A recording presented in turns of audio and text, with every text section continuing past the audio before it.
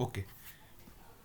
Okay. So before we start today's discussion, like would someone from you like try to tell why did you join this let's say the WhatsApp group, or like what made you feel that what okay, so what's your opinion on theoretical computer science? Like can someone from the audience tell me like what do you think theoretical computer science is? Like what do people do? Like I just want to hear your opinions on it. There's lot of mathematics actually. So Okay, yeah, that's one thing. Someone else?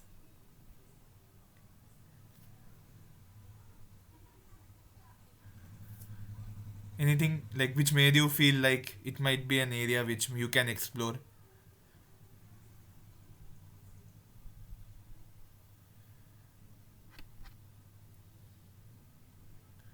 Don't be scared. Like I'm not your professor. Like just your senior, so you can feel free to talk. And you must be more proactive in talking because like if you work in this area, you have to talk a lot with the professors. Like when you discuss and all, you can't be silent. So can someone?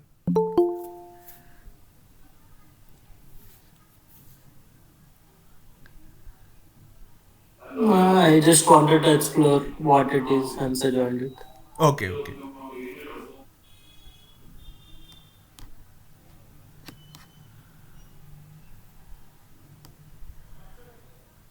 Is any everyone from CS or are there other department students here? Mine is MNC. Okay, that's fine. It's fine. That is fine.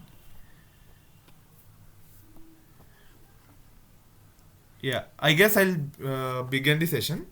Okay, so let me share my screen too. Just one second.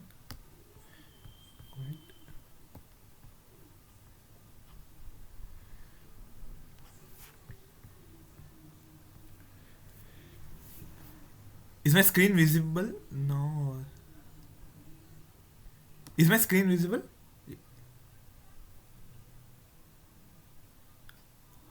Yes, it's visible. Yeah, yeah, fine. Okay. Um, okay. So, like, how should I put it? Okay, so in this field, as someone rightly said, it will involve certain level of maths. Okay. So, but the level of maths which is being expected from a guy doing some stuff in theoretical computer science, at least at undergraduate level, is not that high. Like, it's more like logic. It's more logic. Like the maths which is generally required is not that much hi-fi, but you should have a very good like logical ability. Lot of stuff happens logically. So, like, okay, so in algorithms one, okay, so you might have learned some stuff like greedy algorithms, dynamic programming. So those are like some beginner steps towards solving some algorithm. So let's take example of greedy algorithm.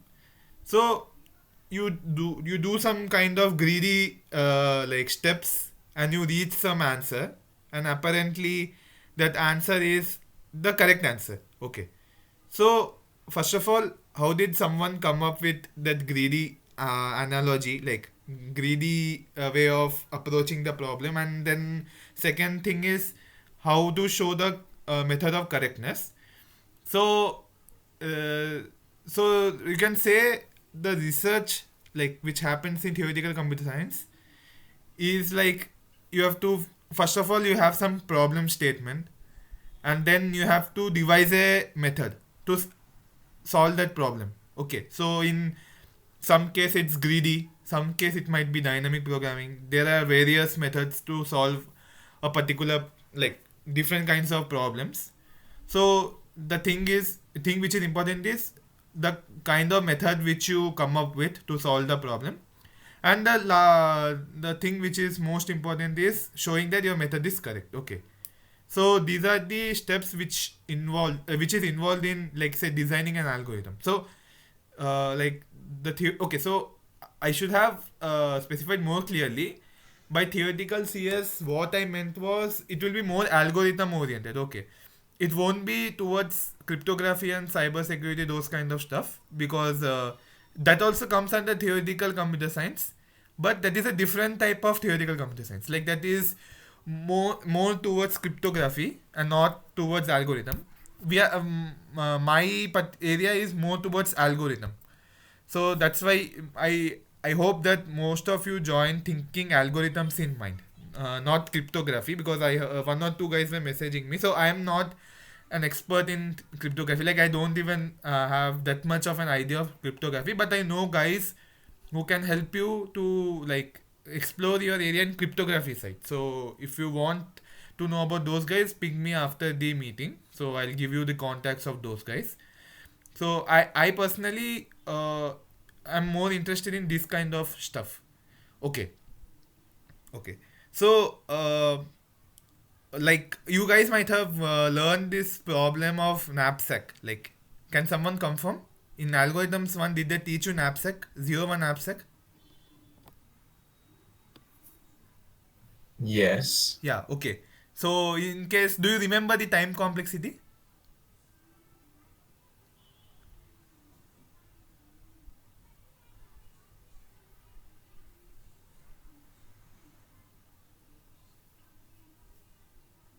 Can someone like give what the time complexity of knapsack was? Okay, in case you don't remember, it was order NW, uh, where I think N were the number of items and W was the capacity of the capacity, like maximum capacity which you can keep. Like it was roughly of that type. Okay. So what they teach you in algorithms one is they'll teach this much and they'll go. Okay. But what they'll not teach you is that this is not a like polynomial time algorithm, because like the capacity path can be actually exponential when compared to the number of items which you have.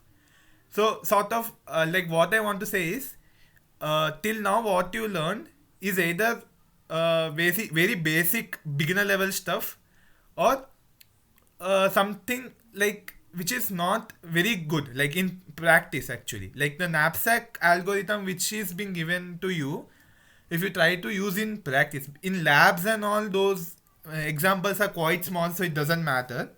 But in real life, if you try to go for like if you try the real life examples, then it will be like the running time will be quite huge, like it will run forever in your laptop. So so the next question might be, what is the like next best possible algorithm which you can get?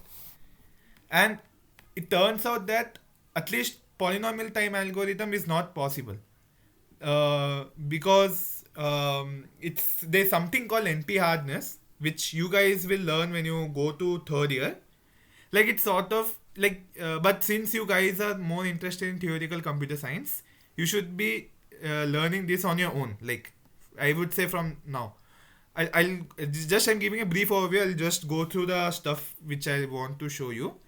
So what I mean is like this. There's something called NP hardness. No, no, like don't be surprised and all. Like what it says is that in a nutshell that you cannot have very fast algorithms. Okay, like you might have seen these kind of algorithms like for sorting n log n, and for Floyd-Warshall you had this n cube, I guess.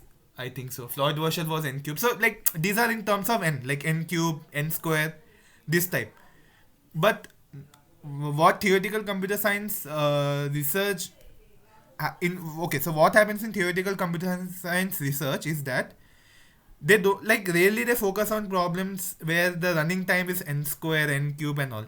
These all were like 1970s problems. Okay, so the stuff which you read in algorithms one was 1970s stuff. Okay, after that people started focusing on these new problems, and they showed that an algorithm of the type say order n cube, order n to the power 4 is not possible, okay, under some time complexity assumptions.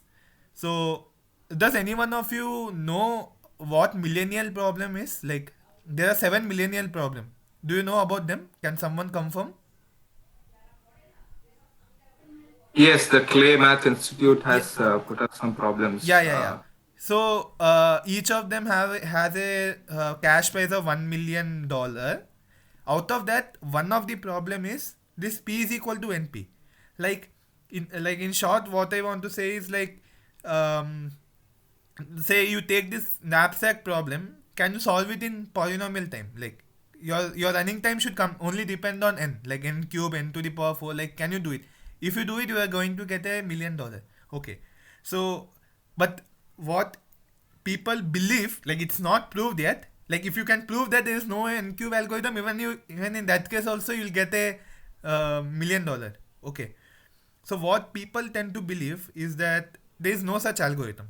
Okay, so assuming that you can say under that assumption the entire computer science, okay, the theoretical computer science like research is based on like, okay, so in a way like, okay, so I know there is no fast algorithm, so can I get a nearby algorithm?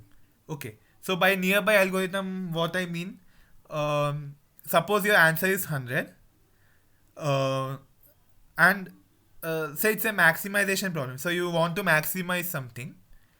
So, like in knapsack, you want to maximize the price of items which you take in your bag. Like that's what you're doing. So, say the maximum which you can take is 100, but you know that solving exactly might not be possible quickly.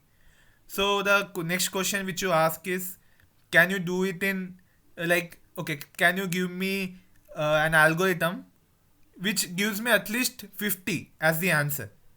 Okay, so instead of 100, I'm happy with 100 by 2. Okay, so this is something, this type of algorithm is called approximation algorithm. Okay, so let me show. So like through today's discussion, I want to just give a fair idea like what happens in these type of areas. It might be difficult to understand because it's completely new to you guys. It is completely new to you guys, but still, like, I'll try to make it simple to understand. Okay, so in knapsack you had some items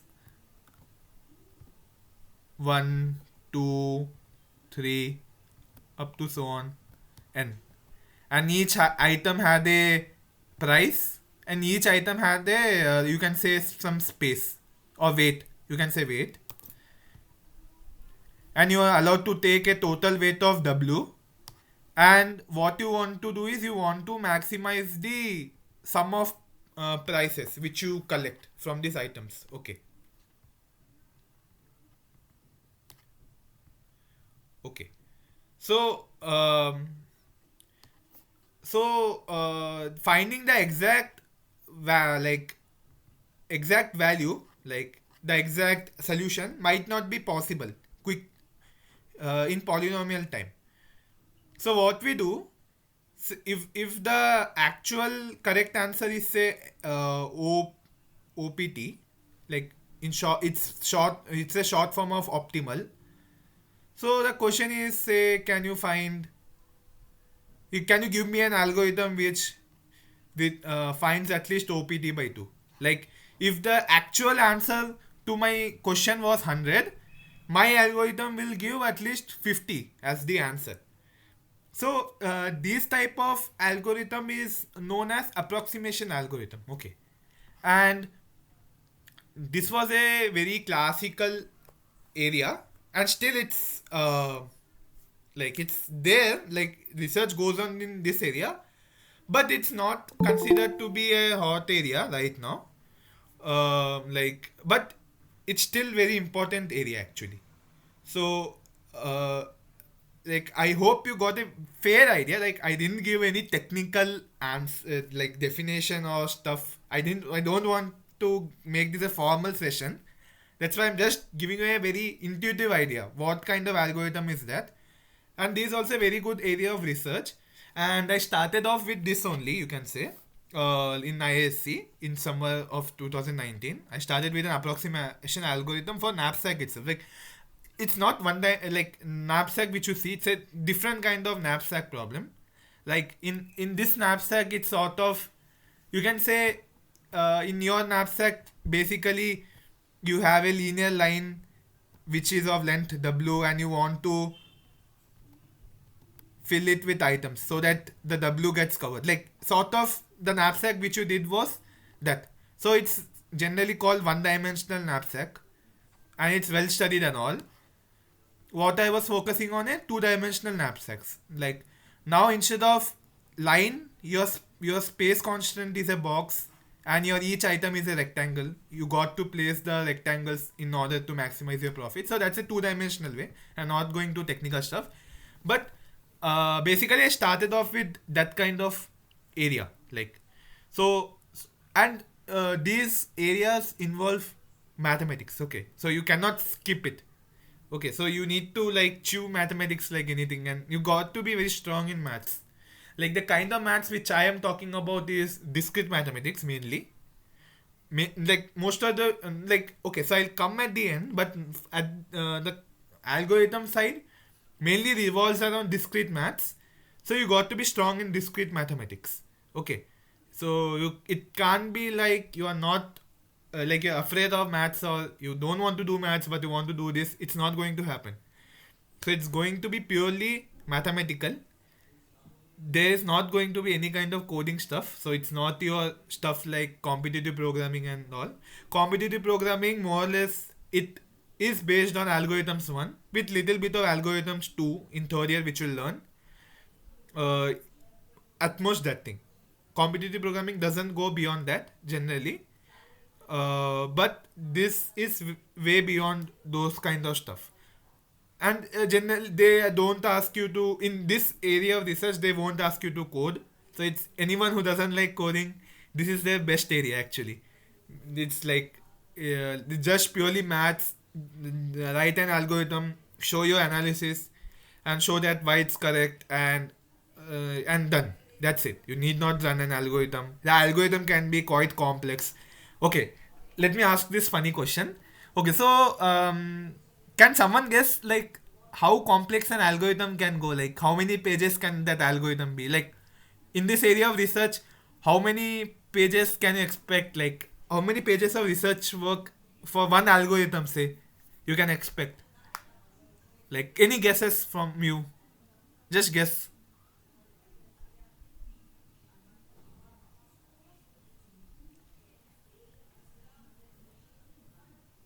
You can even write in the comment section if you don't want to speak. Okay, 1,000 is okay. Yeah, right. Okay, so okay, 1,000 is a bit too much. But yeah, there have been papers, but those are like god level papers. Yeah, it's like okay. So okay, let me rephrase the question. Okay, at undergraduate level, what kind of papers can you expect? Like how much big can it go? Undergraduate, not the top researchers. Undergraduate level. Okay, some have told 80, 30 and all. Okay, so depending on the field, like ideally you can expect the papers to be at least 25 to 30 pages long, filled with mathematical stuff only. Yeah, it's no nonsense. Like sometimes, like you can say the area of like machine learning and all, they fill with data sets and all. So those are not technical stuff. Those are more like results. They're filling the papers with results and results. But there's no merit to that. But in theoretical computer science, when someone writes say 30-page paper, say the 30-page paper, each and every page has a technical content in it. So like a brief overview of that would be, let me show. Okay, yeah, I'll give. Okay, so you can. This is a paper. Where is the paper, by the way? Yeah. This is a paper which I currently wrote with ISC professor. So I hope you are able to see the paper. So this is the guy with whom I work, and me and my friend, we both worked in it, and this is fourth co-author. So this is an abstract problem actually. The complete name is this thing, and it spans over 39 pages. Okay, so this is a paper which we wrote, and it's completely filled with mathematical stuff. Okay, so It's equations and all.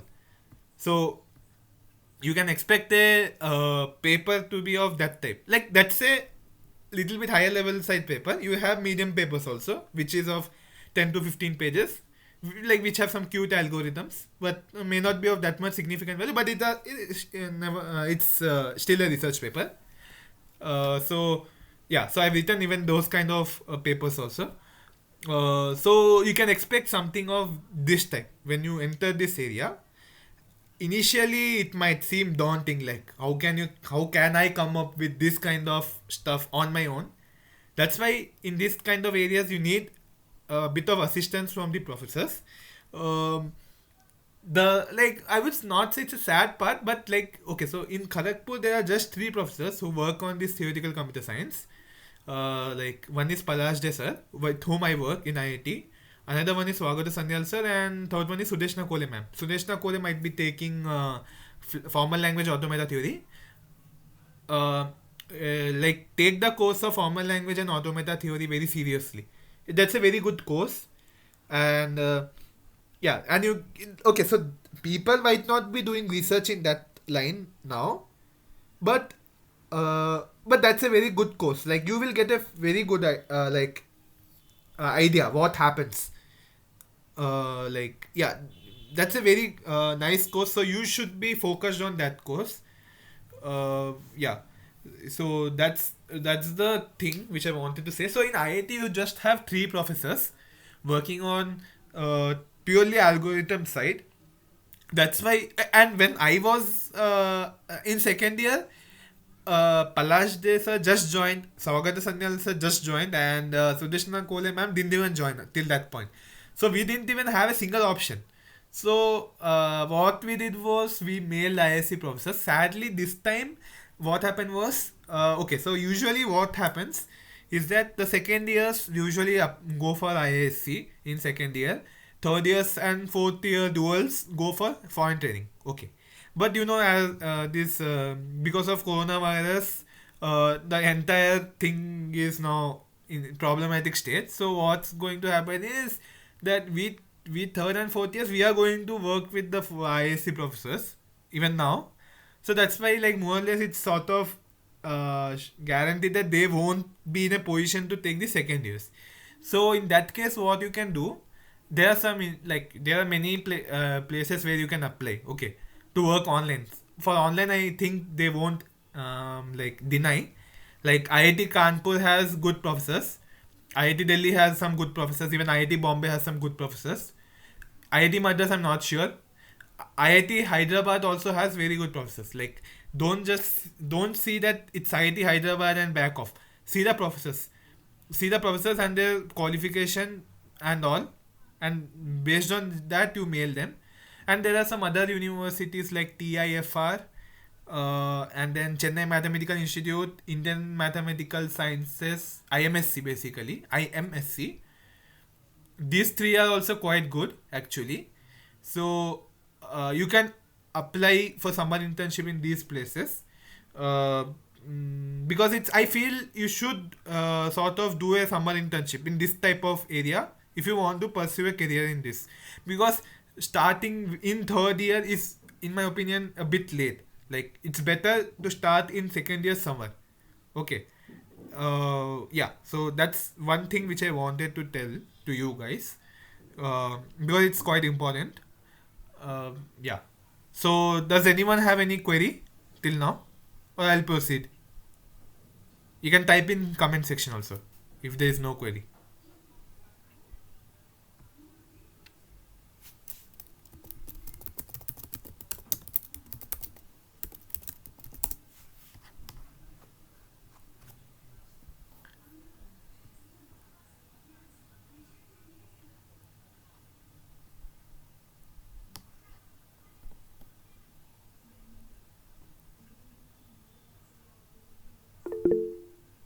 Yeah, as I told, like you have a lot of options. Let me type it better. Like you have IIT Kharagpur professors itself with whom you can start working, but there are only three profs. Palajde, Sudeshna Kole, Swagato Sanyal. You have IIT Delhi, IIT Bombay, IIT Kanpur, IIT Hyderabad. You have this 4. IIT Hyderabad is quite good. Okay, don't underestimate IIT Hyderabad. ISC, I'm not sure. That's why I'm not suggesting actually. But still, if you want to apply, I'm not sure whether any of the professors will take this time. At least the professor with whom I work won't take, he told me. But there is one guy called Anand Lewis. Can try mail him, but I'm not sure whether he'll take or not. There's another guy, what was his name? Sunil Chandran, from ISC only. One of my friends worked with him. Yeah, most of the KGP professors require Algo too. That's why you better start reading it actually. Like the syllabus of Algo 2 is there in the internet, and for algorithms to just call money will be sufficient. No, I don't think that they'll be mostly interested in the enthusiasm and all. If you want, like, okay, so I'll show you a sample mail how to write it. I mean, I'll post in the WhatsApp group, and you can just have a overview over this 1 or 2 books which I'll show just now. Just you can read the introduction chapter and all. Just keep, and you can say that I've read the introduction chapter and I've liked this area a lot. So you can tell in that way. So that shouldn't be an issue, but you have to try hard for getting a good professor. Even okay, I'll come to that part at the end. But you can TIFR, IMSC, CMI. Even these are quite good. These are top universities for theoretical computer science. Am I missing anything else? I don't think I'm missing anything else. These are your options actually. Triple IT Hyderabad actually they are more towards you can say this kind of stuff like robotics, and like they are more towards application oriented actually, not towards theoretical. So Triple IT is more famous for this kind of deep learning and machine learning side. They actually do very good stuff, like not like our campus actually. But yeah, but I'd say another option which you can keep in mind, because I'll come to that thing at the end, why you must not leave out these machine learning areas. I'll come to that at the end actually. Okay, so I'll come to some another set of and institutes at the end. So for now, let's proceed. Okay, so I gave you a little bit of intuitive idea what I mean by approximation algorithm. So like by the name you can see you are just approximating your answer, not the exact answer, but some kind of approximation. Okay, so I'll definitely keep these books in the WhatsApp group, but just I'm showing this is one hell of a classical book in approximation algorithm. This is like you'll find like so much joy actually reading this book. Like these theoretical computer science books are well written, very well written actually. So you'll surely enjoy. Like just read the first chapter. Reading the first chapter doesn't require any prerequisite. Actually, the whole entire book doesn't require any prerequisite as such. But still, like, just read the first chapter, you'll enjoy it. Definitely. I'll post this book. And this is a second classical book. This guy is a legend in this area. Like, okay, so there are 2 guys. Vazirani. By Vazirani, you have 2 guys. Okay. Let me show them. Okay. Where is this guy go? Vazirani. Yeah. You can see these 2 guys. One is Umesh Vazirani. This guy. And another one is Vijay Vazirani. Okay. So, these both guys are brothers. Okay. They are like genius brothers. And they work, like you can pick up any field in computer science. Their name will be surely there. Like the biggest contribution was in approximation algorithms, and these guys was in quantum side and theoretical computer science, all kind of stuff they do. But these two guys are like another level guys actually, like like totally, like they are like god level guys actually. There are some god level guys in these areas. So one of them is Vijay Vasirani and another one is Umesh Vasirani. So this is his standard book, and this is also a very good book actually. Very good book to start with. And in IIT Kharagpur, you have a course of approximation algorithms and online algorithms. It's like one single course, which is been taken by Swagato Sanyal sir. So if you feel interested in approximation algorithms, you must definitely take that course. In my opinion, don't in IIT Kharagpur.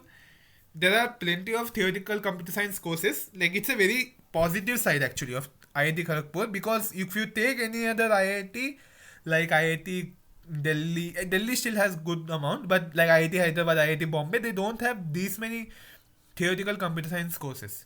So it's very good way for you guys to like sort of explore this area. Like you have the system courses. Unless you are very much into systems and all, those courses will be plain boring. Okay, like at least for me. So so that's why take as many theoretical computer science courses as you can take actually. And don't okay, so if you, in case you didn't perform that well in algorithms one, don't be demotivated, because algorithms one, I know there is a huge flaw in which they teach that course actually, because that okay, so first of all, many people first of all, the exam is not a level playing field actually, because many people read on their own before itself, or people who do competitive programming have a huge advantage. So those kind of stuff is there. So still don't get that much dejected in case you did not perform well in algorithms one. You can still, like, it's not at all an issue. Okay, like in my case, you can say I performed very badly in midsems. I got in 100 out of 100, I scored 53. Okay, but I made a recovering that year, like that sem itself. Like I read a lot of other books. Like there is one standard algorithms book actually by Eva Tardos actually. No, not this one. So Eva Tardos, she has an algorithms book actually. This book, algorithm design actually. So that's a very good book actually, and yeah, this is the book. You can yeah, this is available in net, like LiveGen. You must use this website. All the books you will find here, livegen.is. Okay, so in I read all those books, and in that sem only, like I got, like, you can say it was a perfect comeback. You can say, like, in mid sem I got 53, and in sem I got 99.5. Like that was a huge turnaround in a single semester, and because of that I got an EX. But still, I'm telling, it's possible to turn around in algorithms. It's if you go through proper books and stuff, so it's quite possible. So that's why don't feel dejected. Okay, you can always like, just on the basis of one course, you shouldn't decide that you are not fit for algorithms and all. So that's why like, keep reading actually. That's more important. Then only you'll get more idea about this kind of area. So this was the book for approximation algorithm. And then you have something called randomized algorithm. Okay, so by randomized algorithm, what I mean is, okay, okay, so it's okay. So the algorithms which you did is called deterministic algorithm. Like, at least in algorithms one, by deterministic, what I mean is, every time you run the algorithm, you'll get the correct answer. Okay, so that's guaranteed. In randomized algorithm, it's not guaranteed that if every time you run the algorithm, you'll get the correct answer. But sort of, you can say it's guaranteed that with some probability you'll get correct answer. Like, you can say with probability at least 3 by 4, my algorithm will give me the correct answer. So this is a kind of algorithm which this randomized algorithm focuses on, and this has a huge application, you can say, in the machine learning side. Like, not exactly machine learning, I should use a different term, but for now assume it's machine learning.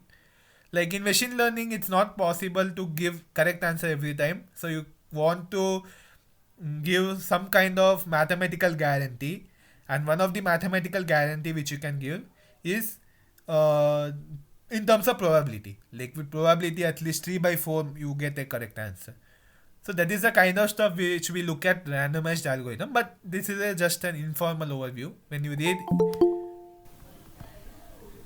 read in detail, you'll get a very fair idea. And this it also has a course in IIT Kharagpur. It is taken by Palash Desar. I don't know why he didn't offer it this year, but till last year he used to offer it. If many guys are interested, I'm sure he'll offer it. Like, maybe this time it's online, right? So even the professors are facing issues taking many courses, so that's why they might have dropped this. But yeah, even randomized algorithm also has a course in IIT Kharagpur. It's usually offered in spring semester, so yeah, you can take it maybe next year, but you must take it if it's offered. Okay. So till now I told some kind of basic stuff.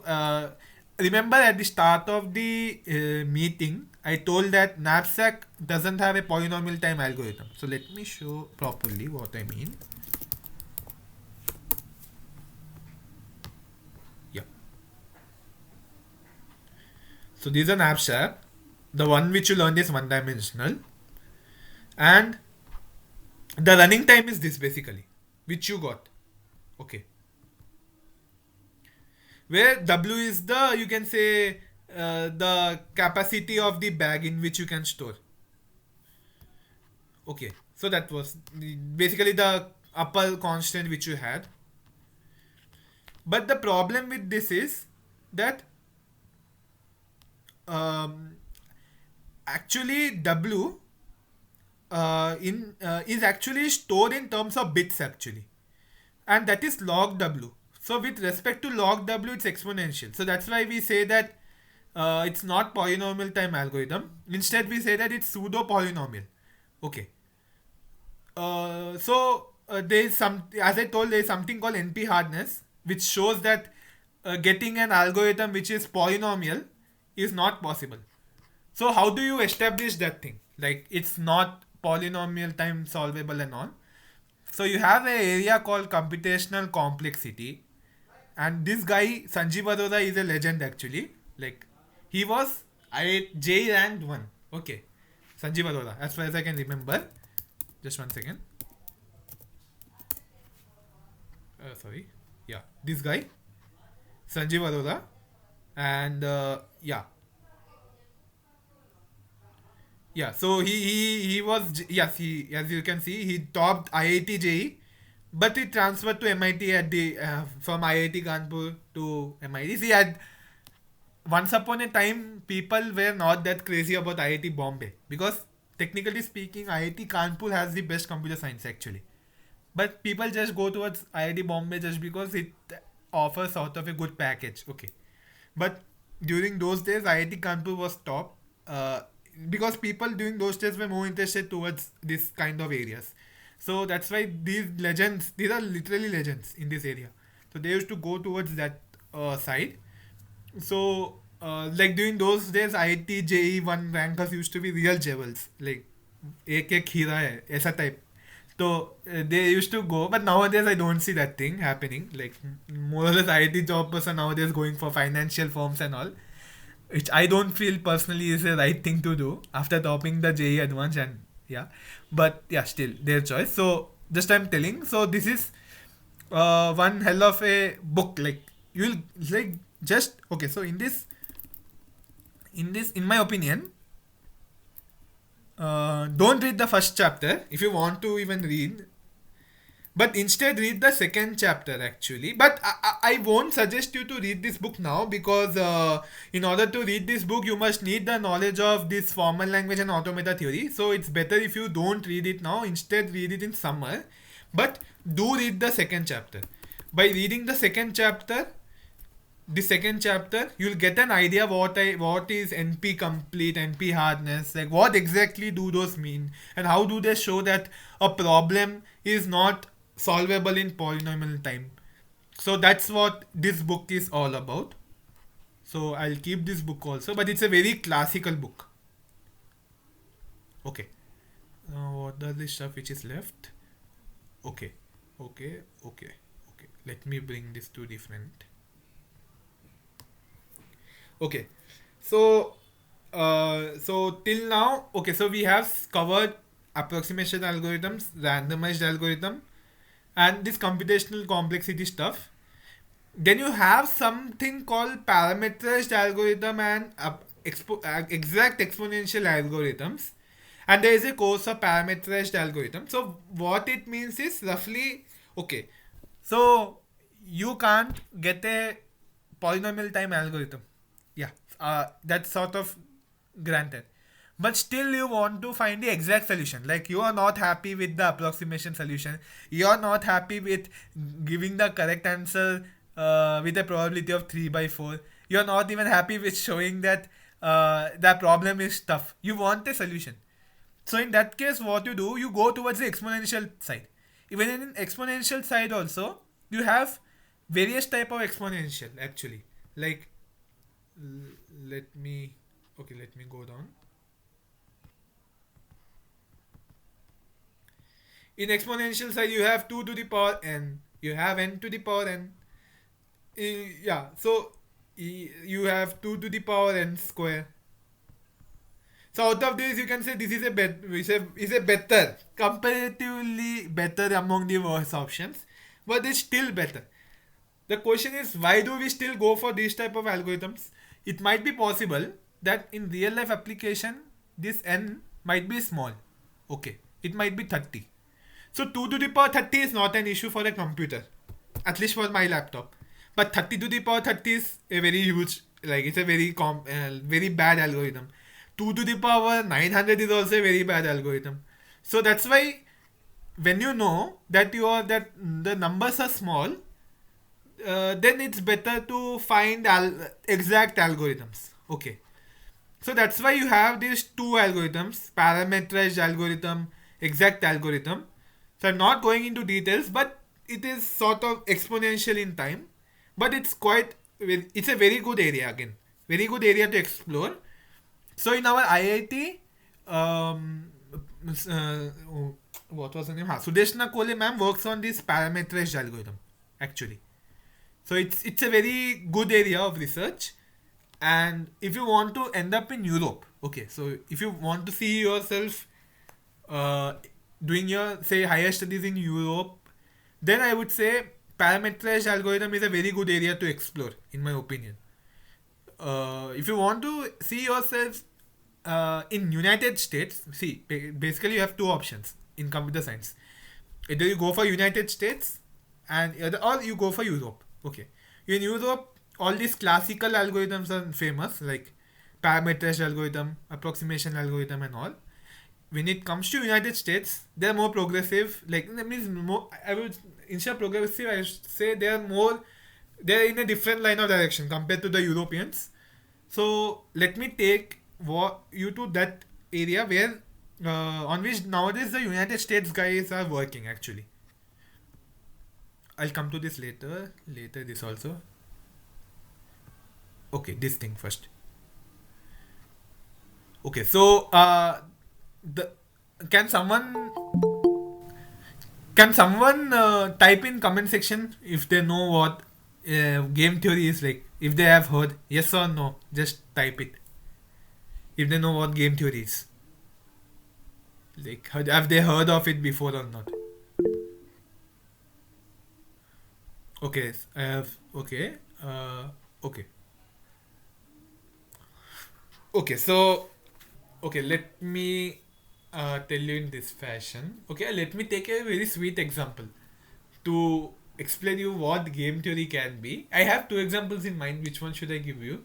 Okay, let me give you this one and then I'll tell you another one. Okay, suppose you have a cake.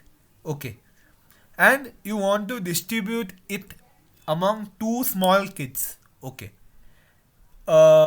Obviously, you would like to distribute equally, but as you know, the tendency of the kids, they'll tell that no, you divided it unequally and you gave the larger piece to the other guy. So you cannot divide the cake. Only the kids can divide the cake. So can you tell me a procedure in which the cake can be cut? Can you tell me a procedure in which you can make the kids cut the cake and distribute it among themselves so that no one complains? So that's the thing which I want. Like, can someone try to answer? If the question is not clear, I'll repeat. You have a cake.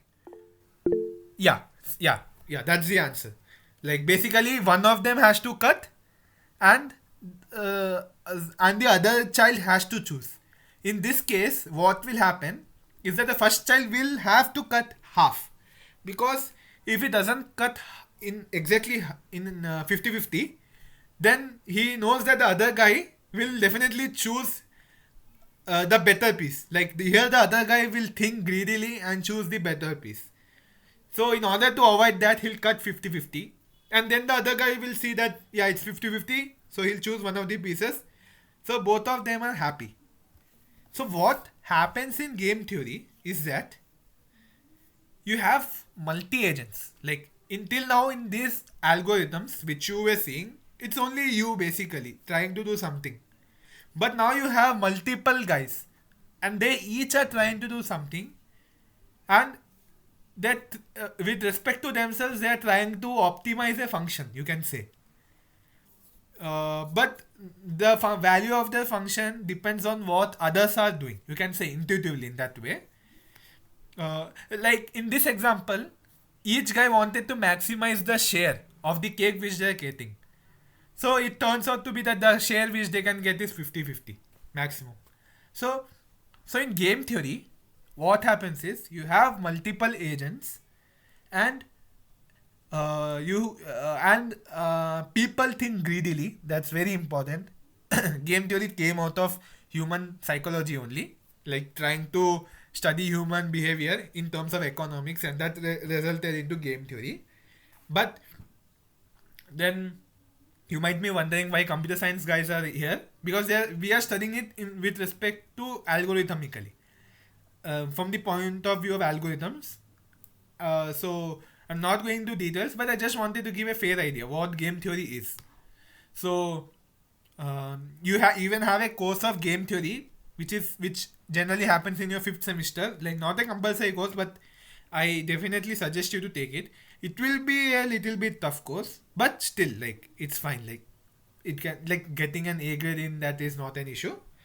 So this is one hell of a classical book, algorithmic game theory. And this game theory has huge applications in this artificial intelligence side and all. That's why now even you can publish your game theory papers in artificial intelligence conferences, because they accept it. It will be completely theoretical paper. Like, let me show one of my papers which I submitted just day before yesterday. Here is my public goods scheme. So this is a paper which I submitted to. It's called, the conference name is ICHKAI actually. Like, the full form is International Journal, or no, wait, what's the name? Let me search. I also forgot. Okay, so International Joint Conference of Artificial Intelligence, and they take even the papers on game theory and all. So this is my paper which I wrote day before, like submitted last week. So it is completely game theory, purely game theory, and you might have seen till now very trivial dynamic programming algorithm, but this is you can say this is one dynamic programming algorithm actually, completely. Like, it starts from here. You have these many recursive equations, different types of recursive equations, and you end here. So you like, the dynamic programming algorithms are still involved, but they will be now more complex. So this is the kind of area which we look into. So this is very good area to work in if you are aiming for uh, United States especially. So Palash Desai works on this actually in a way. And this is the area which I am also working in with the ISC professor. This is called computational learning theory. Okay. So what happens in this field is that okay, so you are basically trying to give some mathematical guarantees for the machine learning algorithms. You can think in that aspect because till now what happened is these machine learning guys, they will propose some algorithm, they will run it on some data set, and they'll tell that my accuracy of my algorithm is say 90%, but that is completely dependent on the data set which they use. Like they use some examples, like those are all experimental results, those are not theoretically guaranteed. So what this learning theory people, learning theory, remember the name, learning theory, what this learning theory guys try to do is that they try to give a proper mathematical guarantee of what happens in this area. And you can see Vazirani guy is here also. In the previous game theory book, there was also Vazirani. I think that was Vijay Vazirani. Here you have Umesh Vazirani. So this is also a very good area. And you have another book. This is also a very good book. So understanding machine learning from theory to algorithms. So you have some courses in IIT Kharagpur. There are two courses. One of them was not offered this semester, but usually I think it should be offered next time. But there are two courses. One course name is Advanced Machine Learning, and another course name is Statistical Learning Theory. So these are these are very good you can say courses which is offered in IIT Kharagpur. So if you want to go towards that side, so this is one more good area actually. Okay. So there is one more thing called online algorithms. Okay, so what online algorithms is, till now, whatever algorithms you dealt, the input was available to you. Okay, so the input was available to you at the beginning of the algorithm. Okay, but now what happens is, the input is not, the entire input is not available. Only a fraction of input is available. Like it's like the input is coming one by one, and you have to sort of decide based on that. Like you cannot store the entire input because the entire input might be humongous. Like it's quite huge to be stored in your computer. So you can say that you can store only 10% of the input at a time, and once you discard your input, it's gone forever. Okay, so this is another type of algorithms, and Swagato Sanyal sir is nowadays working on that. Even I worked on this, like not that much in great detail, but like still I worked on this area, online algorithm. So basically the crux is you don't have your entire input. Like that's a very tough situation because some problems, even if I don't give even a single input, like okay, so just how can I tell? Okay, uh, think in this aspect. Suppose in memory you can store only one number. You can say one number. Okay, and you have to sort of either store the number or remove the number. Then in this way you cannot sort of find the maximum value of the set of numbers which are given. Say you're given 1 2 3 4 5 6 7 8 9 10. Suppose 10 comes at the beginning. Now you don't know whether to drop 10 or to keep 10 because you don't know what the other number will be. So this is some very informal layman type of definition actually of online algorithms, but still, like you I hope you get the correct. So this is what I call is online algorithms. So yeah, so this is something like that. And these are, you can say, some handbooks, you can say, like these are not areas, like combinatorial optimization is nothing but what you did in this algorithms one and all, like knapsack and all, and convex optimization is nothing but what people usually do in machine learning and all. But this is theoretically, nothing is like just for experimentally shown and all. Everything is theoretical.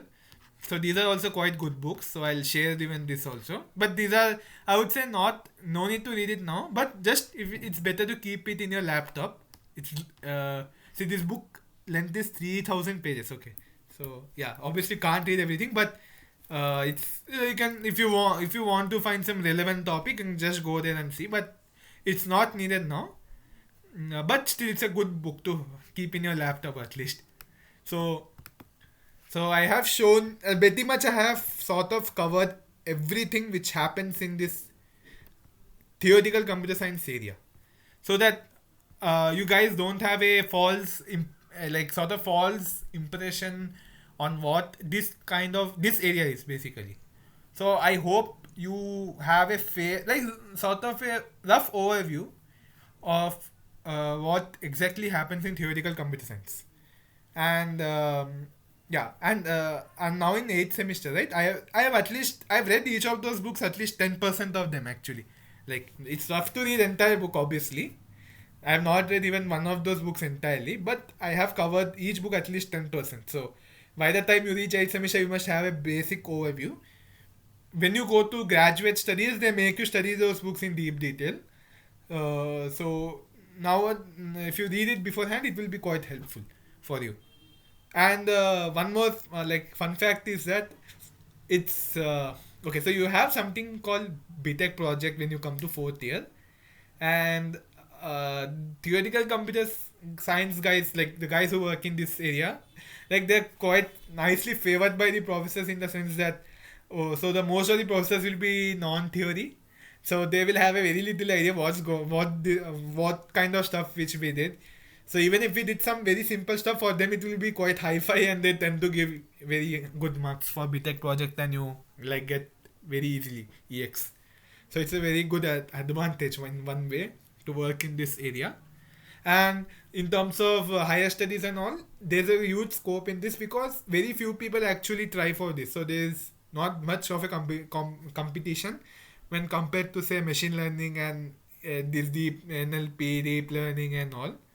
Yeah, and as I told, this you have this this learning theory area. For learning theory, you should if you want to do a internship in that Indian, what is the statistical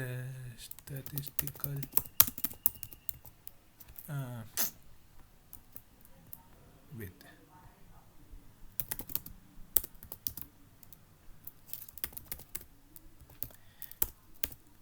You have many ISIs. Famous one famous one is Kolkata. Basically they work on statistics and machine learning, which is nothing but learning theory. Like statistics is what is used in this type of areas. So anyone who wants to work in this area should approach this institute, in my opinion, Indian Statistical Institute. Yeah, this is one very good in, like they are like gods in statistics in India, like very reputed. So yeah, so this is like the rough overview which I wanted to give to you guys. So in case if you have any queries, feel free to ask me, like any queries from your side regarding anything which we discussed. I don't have anything to share, so I'll stop sharing. Did I have? No, I don't have anything to share. Yeah. Yeah. Yeah. So does anyone have any query as such regarding this thing?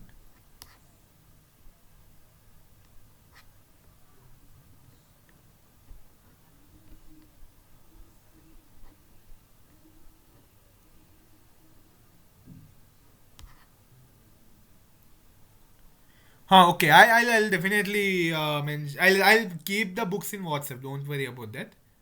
I'll keep all the books. And like I can tell, like you can sort of read some basic chapters, say from approximation algorithms, and all. Yeah. I'll just write it off. Don't worry. Yeah, but like okay. So the thing which I should have, one thing I want to stress is make sure you decide which area. Like, since you guys are exploring, so I don't want to say that you should be doing only theoretical computer science.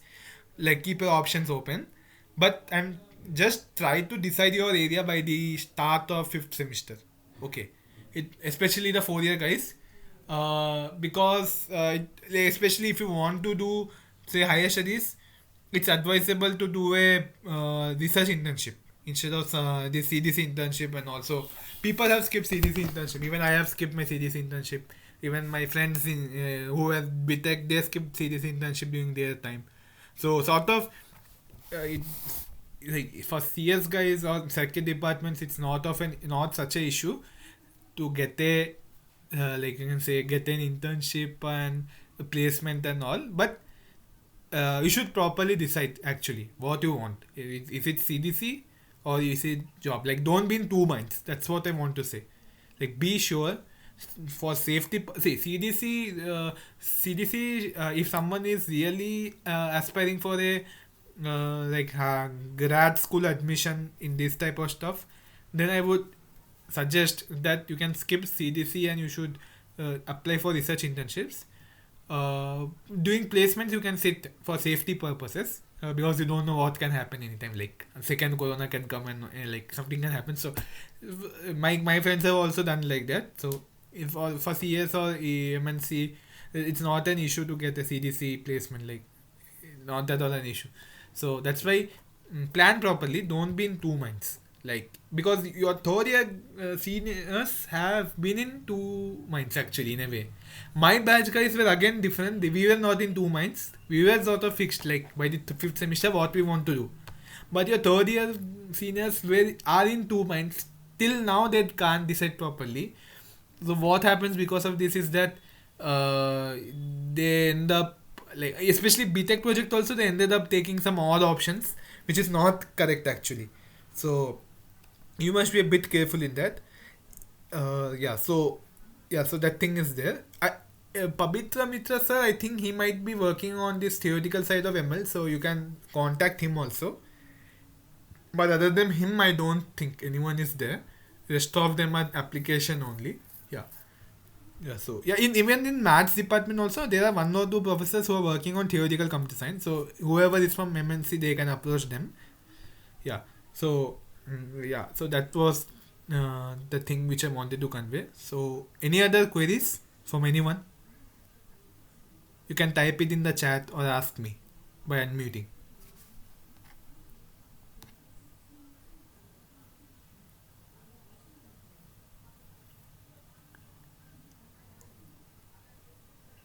If there is no further query, then we can end the meeting. If there is any further query, you can simply ask in the WhatsApp group. I'll answer your queries there. Okay then, thanks for coming.